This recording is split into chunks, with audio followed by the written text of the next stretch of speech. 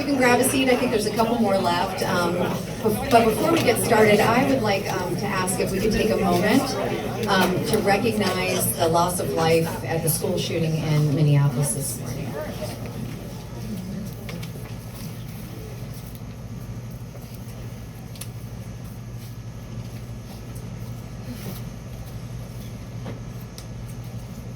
Thank you all. So good evening and welcome. My name is Karen Timer Brown and I am so proud to be the president and CEO of Historic Annapolis. It's a beautiful day in the neighborhood. Welcome to the William Peka House and Garden, a National Historic Landmark. It's a national treasure and one of a dozen buildings that we manage on behalf of the state of Maryland. We are delighted to host you all tonight and we're so incredibly pleased with the turnout. I'm especially proud to recognize many Historic Annapolis staff and board members who are here this evening. If you all could just kind of raise your hands. Thank you all so much for your commitment and for your support. So this is a critical election, one that will shape the future of Annapolis for years to come. And among the issues at stake are important decisions about preservation and resilience in our remarkable historic city. And many of you know, for almost 75 years, AJ has served as the city's leading voice for preservation. Preservation is good for the economy, it's good for building community, and that's why we felt that it was so important to convene this discussion tonight, to focus on the preservation-related matters that issue most in this election. So let me emphasize, Historic Annapolis is a charitable nonprofit, and we are strictly a nonpartisan organization.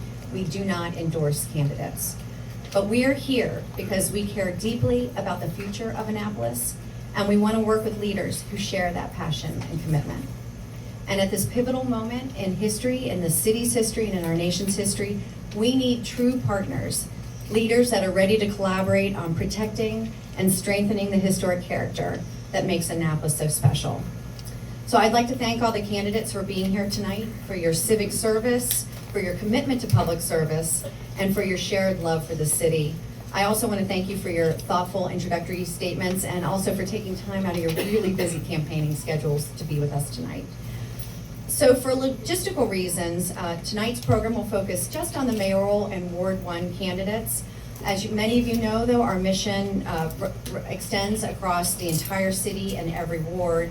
And thus, we're going to be sending out a preservation-focused questionnaire to all the candidates in the other wards, and we're going to post that on our website when that is ready, along with hopefully a recording of tonight's program and the candidates' opening statements as well. So we've shared those with you. You should have gotten a copy when you came in, the opening remarks. So we're going to dive right into the questions. We appreciate many of you sent in some questions in advance, and that was really helpful to us for planning this discussion. I want to also note that Ward 1 Residents Association is hosting a Ward 1 Alderman Forum next Wednesday at St. Anne's Parish Hall. I believe that's September 3rd at 7 o'clock, and that'll likely address some of the questions that are not answered this evening. Okay, so this is how this is going to work. We're going to begin with hearing from the mayoral candidates in round one. That's going to be about an hour, 4 questions, and we're going to do it sort of round robin style with closing remarks.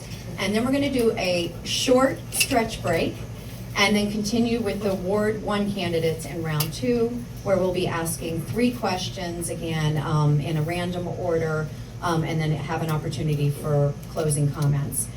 We ask the candidates to be respectful of one another and of the time allotted, or you're going to risk by being gonged by Jenny and Mary Angela. They're going to hold a yellow flag when you've got 30 more seconds, and then red flag means that the time is up.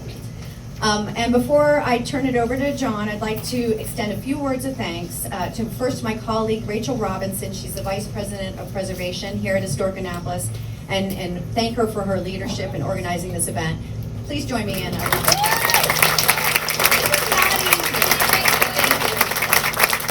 like to thank Storm Brothers and Space Storm for generously providing the ice cream 2 years in a row.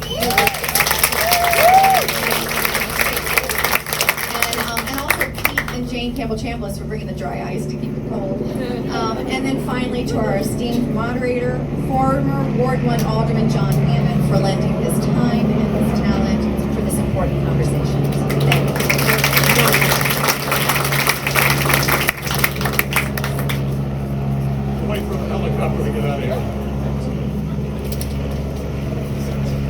working?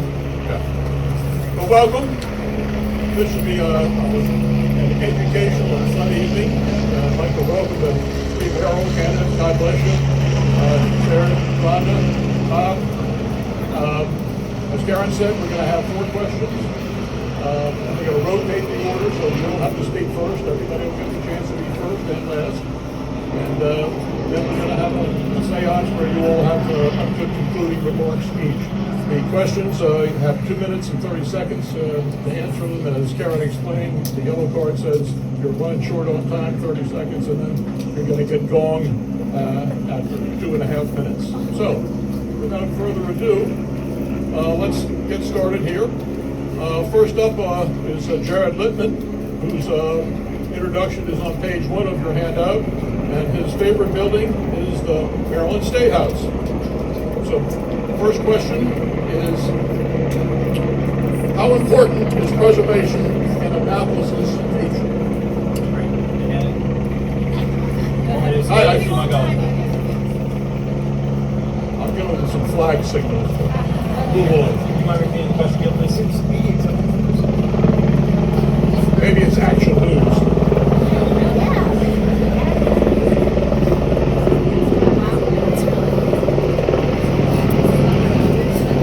Does anybody need a program?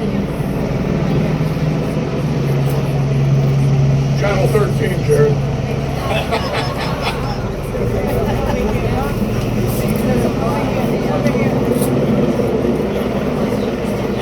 If I started, can you all hear me? Yes. Yeah. You hear me this time? All right. Should I come?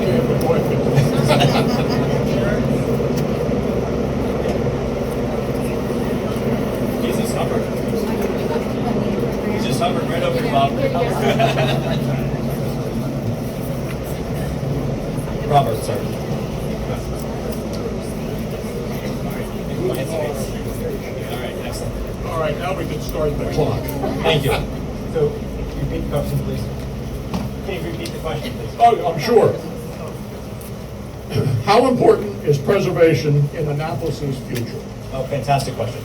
So, preservation is one of the historic buildings, culture, are parts of what make Annapolis so wonderful. We have a waterfront, we have a maritime culture, and historic preservation is absolutely a key part of it. And so when we're evaluating legislation that could potentially change or where we invest our money in, it's absolutely very important. I think that's going to be a unanimous response that you get here tonight. We have to make sure that we spend our money wisely, not incur debt overzealously, overburdening future generations. We have limited resources and we need to make sure that we think thoughtfully about how we're going to expend them. But preservation in particular, the reason we have areas like this is because of the work done before us. And it's before the people in the 1960s and 70s that started Historic Annapolis. It goes all the way back. And so we're fortunate here in Annapolis to have had 4 signers of the Declaration actually spend time here. George Washington has spent time here, the state capitol, all very important buildings. And when people come to visit, and we're rated as one of the top cities to visit in the country, it's quite a distinction and honor. It's important that we keep those things that make us such a desirable place to visit, to live, to run our businesses, it's a vibrant economy, and all those issues are very important to us. Beat the clock. Thank you. Thank you, Jared. Next up, we have Bob O'Shea. His introduction starts on page 1 of the program, and his favorite building is 122 Newcomb Foster Street. So, because we got an extra 30 seconds, I get to say thank you to Rachel for a tremendous tour she gave me last Thursday on the Pega House. I really enjoyed it. You guys have been great reaching out. What's historic preservation mean to me?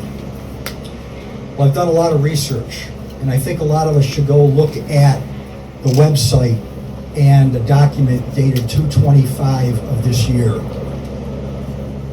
I know that the designers who are planning to do what's going downtown at the city dock, they're probably good people, and they're good designers. But I think they must have stayed in a building and never walked around Annapolis. This is a colonial city. It's older. Take a look at the Maritime and the Burtis House combination they're doing It looks like it belongs in Monterey, California, not in Annapolis, Maryland. I think they could do a much better job in regards to designing it.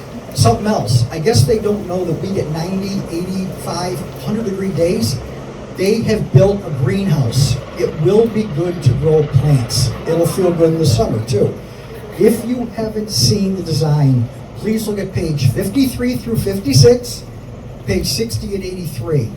Has anybody here ever been to Winifred up in Delaware? Yes. You notice how they took homes and actually put it inside of the mansion so you can see how it was. The way they've designed the Burtis House next to this maritime glass museum, you don't even know it's there. If the Burtis House is so darn important, why does it look like it's an afterthought? Just a thought on my part. 4 mayors ago, this problem started.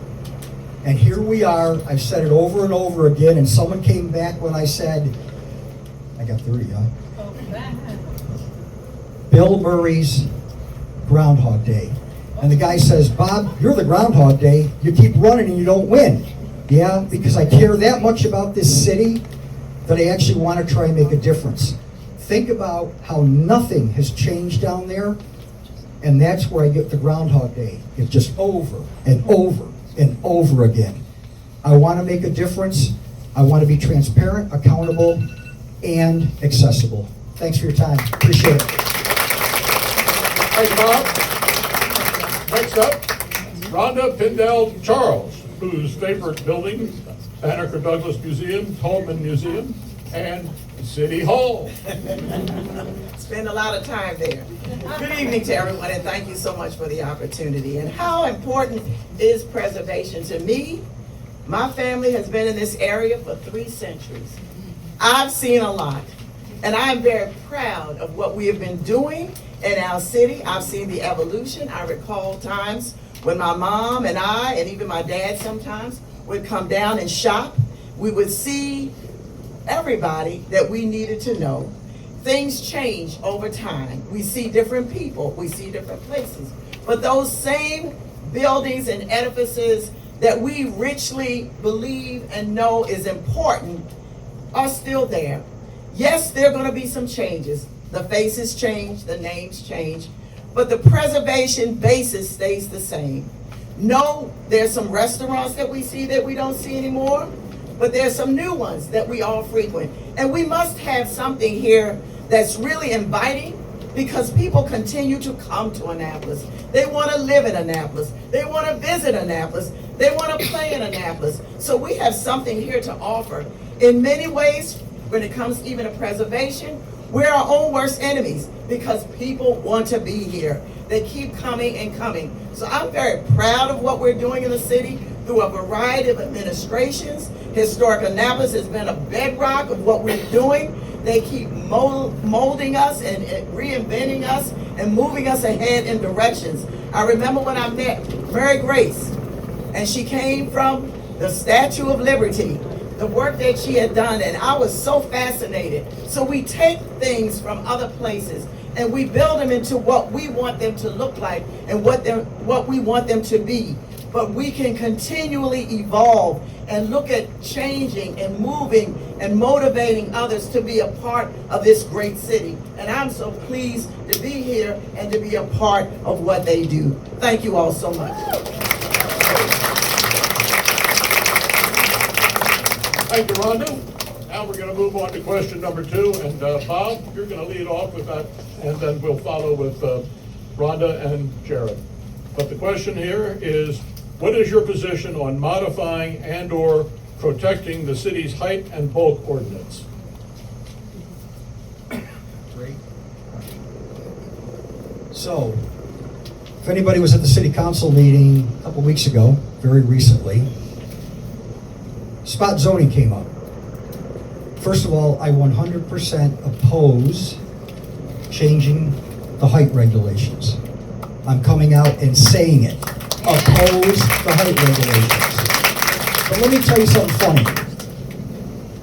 I'm not going to use their names, but I met a gentleman downtown who owns a lot of buildings. And I talked to an individual who is really concerned about historic preservation. And I said, have you guys talked? And guess what the answer was? Yes. And guess what also? We had a very civil conversation. I think everybody needs to turn the pressure cooker off and make it so we can understand what's really needed. All of a sudden, if someone needs an extra foot, come on, we can understand that. The 10, 15, 25, no way, period. Here's why. Sight lines, okay? Making it so all of a sudden, something knows how to breathe. Who here knows what that term means? When all of a sudden you look at something and it's refreshing, not looking cramped in. Going back to my statement about the Maritime, go look at those three buildings they're gonna have together. It literally looks like they're trying to put something that's the size of the Pega House inside of Sven's Storm Brothers ice cream. It does not look good. I guess one of my biggest problems with the height restriction, Dan Clement spoke very eloquently with much applause at that meeting. We had a previous planning and zoning gentleman get up there. I don't know who's directing him. I don't know whose strings are pulling. But he said, no, this isn't spot zoning. Spot zoning, let me tell you what the problem is. The minute you do that, you start the slippery slope. You guys know what that means? Anybody know what was going on in Eastport a year or two back, where all of a sudden they wanted to do something with the Bay Ridge Shopping Plaza? When all of a sudden you open the slippery slope up and you let the bobsled run start happening, now a lawyer potentially comes in and says, hold it, you did something over there, why can't I do it here? If you're not gonna be consistent, don't do it. Don't do spot. If you wanna change it totally, change it totally. Thank you. How did I do? Okay, Rhonda, you're up next. What's your position on modifying and protecting the city's height and bulk ordinance? That's a loaded question. First, I want to say that when I take a look at anything that we're doing in the city, I look at it in a holistic manner. How does it affect, say for instance, our businesses? And when I look at our businesses downtown and we know that the environmental impact that it has, I said publicly in a city council meeting, the trauma that our businesses go through. What I would like to do when it comes to whether it's height restrictions, I want to talk to the people that are impacted the most by it.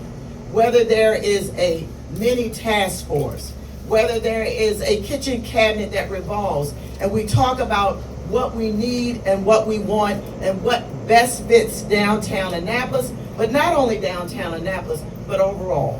When I look at legislation, because it may require legislation or it may not, I go through a 15-point protocol when I determine if there's something that needs to be changed or modified in any situation. I listen to our standing committees. I listen to the people that come and testify before the city council. I talk to individuals. I'm always looking for insight, and I would like to get a group of people to talk about it. I know we've talked about it ad nauseum to a certain degree. At this point, I want to see, why do we need specifically an increase? What does that mean? How does that affect everybody that's going to be impacted and what is going on in our city? I want to prioritize certain items in our city when we look at by bulk and height restrictions, and how, again, does that impact what we're doing in the city of Annapolis. So I want to take a holistic approach. I want to talk again to Historic Annapolis and anybody who is impacted, as I said again, by what we're doing. And that goes for any type of legislation in our city. I want to be inclusive. I want to be holistic in my approach. Thank you. Thank you. Jared, you're up next. And the same question, what's your position on modifying and or protecting the city's height and bulk ordinance? Thank you. So part of when you review legislation, it's important to have a process. And my process mirrors what my slogan for the campaign is: listen, unite, do. And so when I'm reviewing legislation, such as the proposed legislation to modify, first I want to listen to the relevant parties. Who are they? We have department directors and staff who are experts on these issues. We want to engage with them. We have boards and commissions, including Historic Annapolis, who are experts on these areas, especially for things like bulk and height restrictions, of why we have them in place as part of the holistic view of the historic Annapolis. And it's part of the, again, the culture and the history and the viewshed of Annapolis when we're talking about history. And we also want to make sure we're listening to the residents. And so when we have legislation proposed to make any changes to anything in general, but in this case, height and bulk legislation, we want to make sure we're listening to residents. And the residents have been coming out loud and clear, and I've only heard residents against this particular legislation. And so I would be concerned about going against the voice of the residents. The Unite stage of the Listen, Unite, Do is starting to focus on the particular issues. We've heard a lot of advocates say this is spot zoning or it's not spot zoning. We have one legal authority for legal issues like this, and that's the city attorney. And so whether or not advocates are calling for it, I'm an attorney myself, but it's really, you defer to the city attorney on whether something is spot zoning. And in this case, I believe that the city attorney has voiced not spot zoning. So I don't think that is a particular issue here. Then we get to the economic benefit. Has the case been made that any change to the height and bulk regulations would serve the economic benefit of the residents? Could it potentially reduce your tax burden? I don't think that case has been made, but that's a factor criteria that I think should be considered. And lastly, what's the process? If people are so, I think, concerned that if this particular legislation that's proposed has been, would pass, that immediately means that property owner could build a hotel and put outdoor dining there. That's not the case, but that process has never been made clear to the residents to know if this passes, what's the next step. So I would be very protective over height and bulk restrictions to make sure I'm clearly answering that question, but I want to express why it's important to have a process. And then the Listen, Unite, Do, the do is the important part of how you end up voting. And if you're for it, against it with amendments, or against it. Thank you.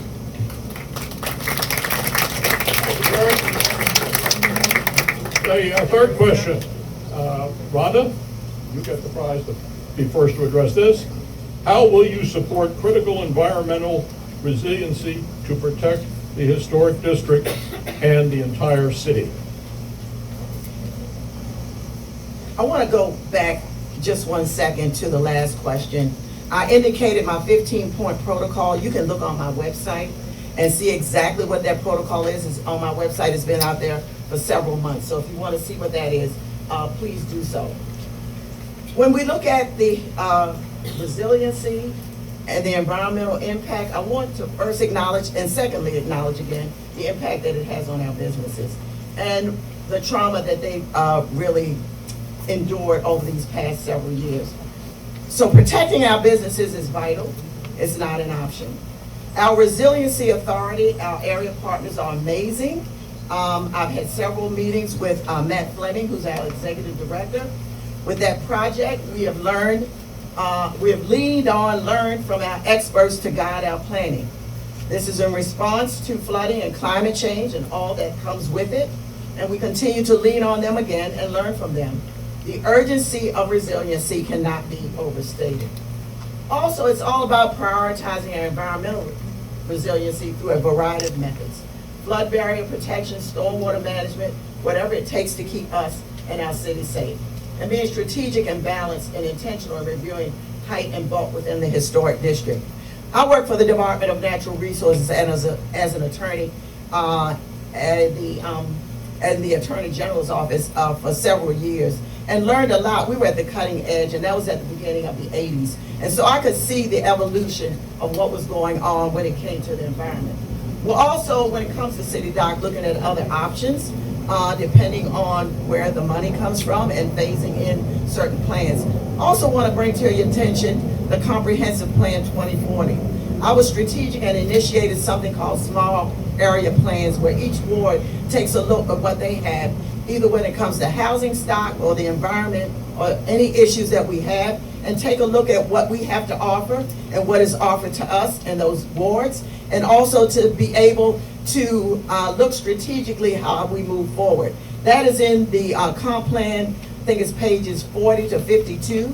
each ward has a ward profile. So take a look at that, and that kind of synthesizes the 800-page document that I did read every page of, including the glossary and the table of contents. So take a look at that, and that gives you kind of a wrap-up and a good smattering and a good example of what we will do in the city and what we plan to do when it comes to all kinds of issues that we have here in the city and challenges and how to fix them. Thank you. Thank you, Rhonda. Jared, how will you support critical environmental resiliency to protect the historic district and the entire city? Great. Love the question because environmental issues are a passion of mine. For those that don't know, I have an environmental engineering degree, environmental law background, and I've done a lot of different work for whether it's the U.S. Attorney's Office, Maryland Department of Environment. I've worked in Alaska. Even as a business owner, we're the only business that generates 100% of our own electricity through our own solar panels. And one of the things I'm currently doing is I'm one of the board members for the Resilience Authority of Annapolis and Anne Arundel County. And so the board has hired Matt Fleming, who was mentioned. Environmental issues are critical to how a city endures. At its fundamental basis, a mayor's job is to make sure our city endures. And right now, we have many environmental crises affecting the historic district and the rest of Annapolis. We have 22 miles of water line in the city. We have a city dock plan that is going to protect a very small percentage of it. Once that is done, we then need to do the next step, which is protecting the Compromise Street. Even after we do the whole city dock plan, that still doesn't affect the flooding on Compromise Street. When that's done, the next project, which the Resilience Authority is already undertaking preparations for, is the AMRI, looking at Eastport, looking at some of our Eastport residents here. So much of that, those 22 miles of water line are privately held. And so the city can't just, well, first of all, can't afford to, wouldn't have the right to, and nor should it, just take responsibility for that. One of the things we talk about in the Resilience Authority is the concept of creating these special tax districts that would bring together the small group of property owners that have a water line, and with their agreement to be a part of this, you create essentially a special utility where they get upfront money to protect, but then those are the entities, the owners, who pay back the cost of doing that sort of project. When it comes to sea level rise, you have three options. You can elevate, you can retreat, and you can protect. And each of them, by the way, are expensive. And if you think about your property, if you want retreat, you lose property. So environmental issues are throughout the city, so I want to make sure I tackle those two. Too many areas in our city, some of our public housing is built, and then we immediately have mold issues. We immediately have other environmental issues throughout our city. And so we're spending all this money on city dock, and I think that's fair, and a lot of it is not even city money, so that's okay. But we have to make sure that all of our residents feel like they are part of the environmental community's concern, that whether they live in poor housing, moderate housing, or high-end housing. There's so much more I could say, but time is limited. Thank you, Gary. Bob, how would you support critical environmental resiliency to protect the historic district and the entire city? So first of all, to support resiliency and to support making it so that we can actually have a clean environment down, and I'm going to go with the city dock area. You have to understand what it is. When the city council passes legislation, they propose it, they pass it, and after they pass it, they don't think about how they're going to enforce it, and worse than that, they don't enforce it. What's my perfect proof? Whiting, the company doing that construction down there, and the city, both were discharging water. Both of them put their hands up in arrogance or ignorance. We didn't know that. Come on. You're the ones that are dealing with the laws. You're the ones that are creating the laws. You're the ones that are supposed to be enforcing the laws. I guess for a city administration, what's good for the goose isn't good for the gander. With my administration, it will be. First of all, we'll be accountable. Why will we be accountable? Because we would have, first of all, come up with a plan that we could afford. I just happened to be this afternoon with somebody, and the fact sheet, literally the city says that the dock down there is going to cost $72.1 million, but our funding is only $68 million, and of that, $33 million is coming from FEMA, which right now is under question. That to me is irresponsible. How am I answering the question? You know that good old thing, the Cheshire Cat grin? When you have politicians that get up and go, yeah, I hear what's going on, yeah, I like resilience, yes, I like the environment, but when you don't do anything about it to try and make it better, why? The Chesapeake Bay is really no cleaner than it was a few years back. Go look at the grades. They're trying hard. It's not totally Maryland's fault. We have 4 other states that are involved. We understand that. We've tried to deal with the flooding for how long, everybody? A long time. And as I said in a previous debate, our goal should be to take care of 90%, Sven, and 10% we're going to have to proactively try and do things when Mother Nature, like Isabel, gets involved.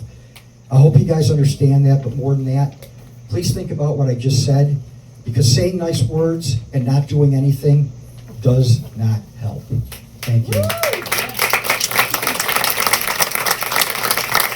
Okay, moving along to question number 4. How do you balance heritage tourism and the many visitors it brings to Annapolis with the needs and quality of life of the Annapolis residents? And Jared, you've got the first dibs on this one. Can you repeat the question one more time, please? Sure. How do you balance heritage tourism and the many visitors it brings to Annapolis with the needs and quality of life of residents? Thank you, appreciate it. So this administration will be geared towards residents. I believe that when we, whether it's economic development, whether it's supporting our residents, whether it's talking about revenue and taxes, you run a city for the residents. The tourists will come if you build good things for the residents, whether it's downtown, other parts of the city, whether it's recreation, transportation, those are all important services. We need to get back to a focus on the services that we're providing to our residents. We need to improve our services in all categories. And that's not to say that any of them are bad, but it doesn't have to be bad to be better. We can be good, and we are, but there's still so many opportunities. So take permitting, for instance. We keep on doing the same thing, talking about how hard it is to do business here in Annapolis, or get a permit, or get a response, but we're not actually substantively really changing anything. I would completely dive into the permitting issues and rewrite and have a team rewrite how we're doing our permitting and zoning department. It's long overdue. Past mayors, I know Mike's here, I'm not pointing the mic on this, lots of mayors, including the current one and the previous one, the one before that, have all said we need to address it. It's hard work, but I plan to do it. When you start focusing on permitting, what does that mean? You can get more efficient, and so that means you're saving your staff time, you're in an easier place to do business, or you're attracting resources. You're helping your residents. I've talked to residents who've said they've rotted wood porch and just tried to get a response and a permit to replace their simple rotted porch with the same thing, and it takes months and months to do that. We should have templates of all the most common applications on the website with the perfect example of what a completed application looks like, so that when you want to do one of these things, you submit something correctly the first time and you can get fast approval, because it's saving the city time on reviewing all these permits that aren't quite up to speed. When we talk about transportation, we need to make sure we're connecting those bike paths around the city so that residents from all neighborhoods can get to other neighborhoods, including downtown. And that'll, again, that's a good thing for tourists as well, but you're building it for the residents. When we talk about recreation, not enough of our residents have access to parks, playgrounds, fields. We need to improve that for our residents, and that's a priority to me. When we talk about public safety, again, if you're building public safety, whether you're talking about police or fire, you're building it for residents, and of course that has a positive impact for our tourists. Thank you so much for your time tonight. It's my last question. I look forward to closing out with you. Rob, how do you balance heritage tourism and the many visitors it brings to Annapolis with the needs and quality of life of residents? So the question was, and let me actually answer it. Here's the issue that we've got. How do you get people to come into town, residents? I'm not going downtown. Why? Because I don't know if I'm going to get a $50 ticket in parking because it's overstaying my welcome. That's number one. Number two, but all of a sudden John here, who I know from Kemp, told me that he doesn't always like apps, and it's taken him 30 minutes to be able to get a parking ticket to go into the garage. I threw you under the bus, you know that, right? So I guess where I'm trying to come from, you need to have a human being in there. So that all of a sudden, when Mike's parents or someone else's parents go in there, there's someone who can help them out if they're lost. To not be able to pay with a credit card if you don't have a phone, first of all, you make it so it's simple to do business in Annapolis, period. What do I mean by simple? You make it so when the city, number one, tells you a direction to go, that the people that are there are professionals and they give you the correct decision, not the one that after you do it, whoops, we don't like the decision we made first, why don't we change it and make you do it over again? I'm sorry, that's not the way it works. Do-over happens maybe in 11th and 12th grade when you fail a test, not when I just got done dumping 50 grand in the building and you want me to dump another 20 because of your incompetence. I want to teach the employees, I want to empower them to know that they can learn and they can ask a question. Does everybody know here what the worst question is? The one you don't ask. So if you don't ask because you're afraid, you don't feel that the person's approachable, and you're going to get in trouble, there's a problem. The tourists are extremely important to Annapolis, extremely important. Why? Because they do generate dollars for our businesses. And the thing is if we make it, first of all, comfortable for the residents to come here, then it's going to be comfortable for the tourists. Story again, when I was at the parking garage, it said there was 160 spots, 116, excuse me. There were 0. So I don't know who's counting or who's checking it out, but I'm sorry. I don't want to go downtown because I don't know if I'm going to find a parking spot. We spent all that money on the garage, or we contracted a company to spend all that money, and they're taking advantage of the residents. That needs to be fixed. Thank you guys for listening. I look forward to closing with you. Thanks for being here. Rhonda, how do you balance heritage tourism and the many visitors it brings to Annapolis with the needs and quality of life of residents? With great care. Two things before we go on. Every legislation that has come through regarding the environment, I have voted for since December 2013 when I took office. So I'm very extremely supportive of that. The other thing is grants. Grants are our money. That's the tax dollars that we pay and the money we get back. So grants are indeed our money. First of all, the permitting process has raised a lot of questions. There's always a story behind another story. Up until Eileen Fogarty and John Aronson, after that we've had a revolving door of planning and zoning directors. I've run out of fingers and toes. But what I will say is this, Mr. Jakubiak is here now. Next month he'll be here for 2 years. He's done an extremely good job of revamping. You can look online, you can see, and we get a lot of compliments recently since he's been there when it comes to the permitting process. We're on our way to doing a much better job of that. When we look at tourism and balancing everything out, we also have to look at the short-term rental issue that we have in our city. And it's an issue that we're looking at, as many of you have read recently, 50% are not licensed. We, in the budget this year, in fiscal year 26, saw that there was a problem, and we have hired a staff person to take a look at that and make sure that as many rentals that we have are going and will be licensed. So that person couldn't start until July the 1st because that's when our budget began. We're looking at that issue when it comes to too many short-term rentals, possibly in wards 1, 2, and 8. Those are the focus of what we're looking at. We're also looking at an issue. I don't think there's a limit on the number of occupants in short-term rental. We know that there's an issue regarding noise, nuisance, parking, could be trash, garbage. So those are the things that this new person will be looking at. But when we want our visitors to continue to come, as I have said many times, it's a ever-evolving issue. It's never static. I want to hear from the residents what they're seeing, the boots on the ground that can tell us, maybe involving a kitchen cabinet that I'll establish with possibly 20 people that tell us what is going on out there where you are. I want collaboration from all of you. Thank you. Okay, in order to keep this program moving along, we're through the questions. And now we're going to move into the closing statements. And Bob O'Shea, you're up first for the closing statement. I want to thank everybody for coming out tonight. Thank you to the Peka House. Okay. You guys did a great job, and you had a great amount of staff here today. Thank you very much. I love the city. In the job that I have, we have a couple different things. Hope I can say it to this group. One was called a war room. The other one's called a murder board. The other one is called cause and effect. Why do I bring up cause and effect? Because if you don't think about what the action that you're taking, what will happen, and you better have 80 or 90% of it covered.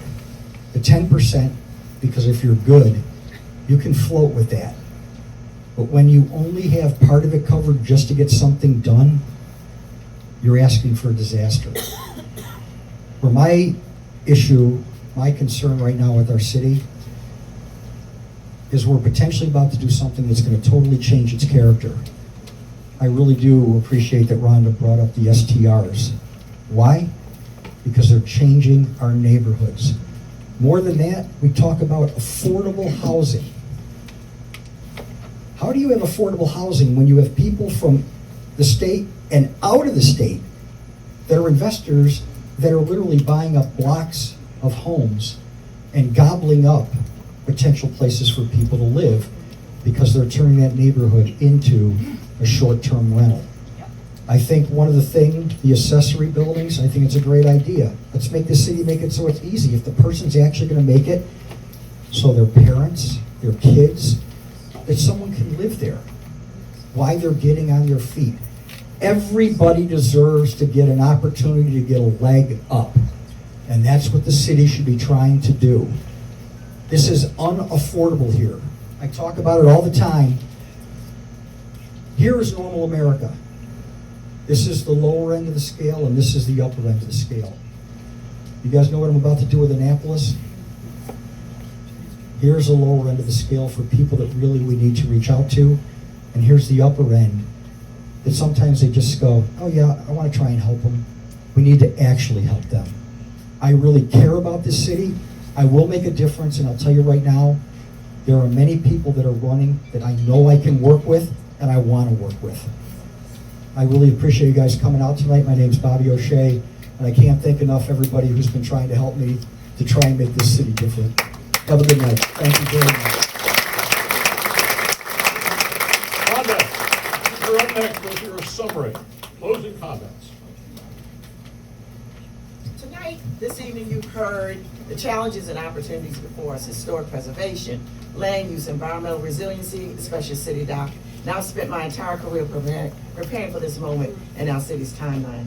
At the Mayoral Department of Natural Resources, I learned firsthand how policy and planning protect our environment and strengthen our communities. On the City Council for more than a decade, I turned that knowledge into action, supporting landmark legislation to conserve our forests, expand renewable energy, improve stormwater management, and create the Resilience Authority to ensure Annapolis has the tools it needs to protect itself.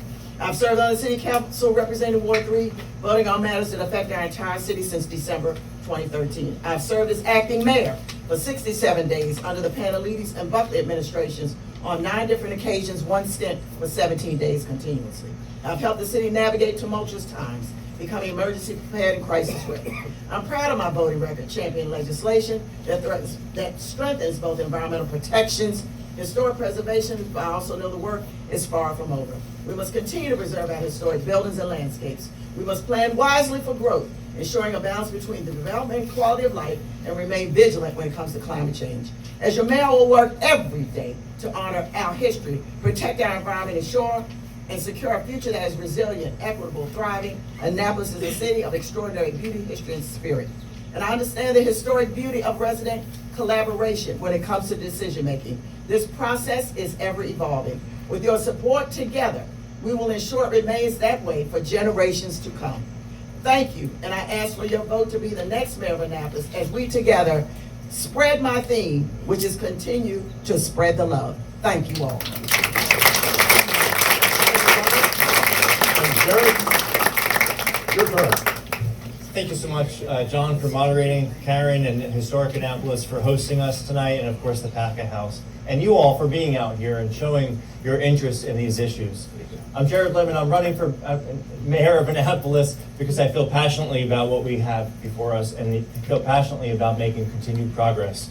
When you elect your next mayor, you're going to be electing the person responsible for the city's biggest engineering project in its history. When you elect your next mayor, you're going to be electing the person responsible for resolving, one way or another, the city's biggest lawsuit that's ever faced, in a class action lawsuit based on discrimination based in the city. When you elect the next mayor, you're going to be selecting the chief executive officer for this city. And before you, you have someone that has experience in all three of those things.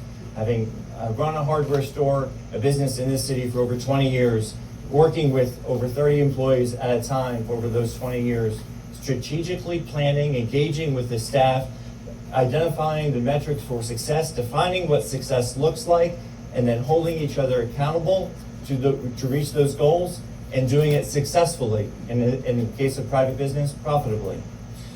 If we are certainly facing uncertainty in the next years to come. We don't know about certain funding issues that are going to come through, whether it's the FEMA grant that we talked about, whether it's support for the housing authority. HUD has already told HACA to expect 60% funding cuts. That's on top of potential funding cuts for projects like the CNI project, which is the Choice Neighborhood Initiative, the Robinwood redevelopment.